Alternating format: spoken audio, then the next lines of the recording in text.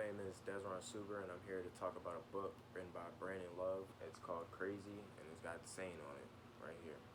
Me being a 16-year-old African American male, I can really relate to this book, and it's not even just for one race; it's for everybody. Everybody can see it. Everybody can feel and relate to this book. It's based on what people don't understand about teenagers or about people in general. Like it's one verse, right? Your melanin can see the meteor belts and your stretch marks. You hold planets in your lips, your hips, your hair, your thighs, your mind. Basically, it's telling us that we are more than what they see us as. They see us as monsters. They see our skin tone as a weapon, something to fear. And I feel like that's not the case. And he tells us in this book that is not the case, you know? Basically, for all the young black females out there that don't think too highly of themselves because of what's been put in their mind and what they see on TV, he's basically telling y'all that y'all are a queen. We are a royalty as a group, okay? And you should never let anybody tell you any different. That's basically what this book is saying. I know you're like, well, the title says sane and crazy. Yeah, it says that because I'm thinking the crazy part is the truth, right? Everybody says he's crazy because he's telling the truth, and nobody really wants to. Nobody wants to hear the truth, so they just call him crazy. Sane is when he tells them exactly what they want to hear, and they're just like, yeah, you know, that's normal. But when you go outside that box that they put us in as kids, they're like, nah, you're crazy. And he's like, people always think in order to get out the hood or in order to get out your struggle, you have to be the big guy, you know, get all the fame, go to the league. And that's not what you gotta do. You just gotta think, you gotta use your brain. And this book has taught me a lot about that, you know. Like it said, you gotta work, you gotta grind for what's yours. If you wanna make it to the top, you gotta do that. This book inspired me to get a job. I went job hunting, I went looking, and now I'm working at Dunkin' Donuts. You just gotta trust the process is basically what he's trying to tell you in his schools. This is a very interesting book, and it's formatted as a poem, right?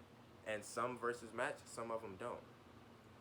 But it's so easy to read, and it's so interesting. It'll keep you intrigued, and he's got pictures in there too, you know, so you're not just reading straight words. So we won't zone out like we'll just sit there and read the book. So that's easier for the English teachers when they're like, hey guys, it's time to read for 30 minutes. Pick a book. They'll see this book, and it looks interesting. I'm not even gonna lie. Like I'd pick this book up too from the library if I seen it. I'm like, oh snap, it says crazy, and then you flip on it back to see what it says, and it says sane. What? Gotta see it. And that's just you know, it's something we can really read. And he's got a list of all the African American leaders that I have never heard of a day in my life.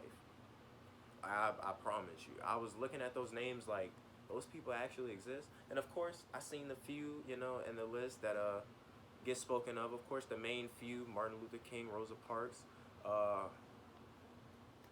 Coretta Scott King, but and then this important African man too is in the book. Oliver W. Hill. He basically was an African American judge. Basically, he helped us get justice. And it's like, without this book, honestly, I wouldn't have learned some of the stuff I know about today. You know, and this book gives me drive. You know, I know it's some 16-year-olds. You're like, hey, why are you just sitting there being lazy, playing the game all day? Don't you got something to do? Well, this book will give you a drive, you know. And the shirt, it says hug dealer. So I like giving hugs. You know, I'm a nice person, and it's like he's not necessarily trying to force things upon you, but he's trying to open our eyes in this book. You know, trying to tell us what's real and what's not. And the thing is, with this generation, like he said, it's not how it used to be. We believe anything that we see on social media, TV, the internet.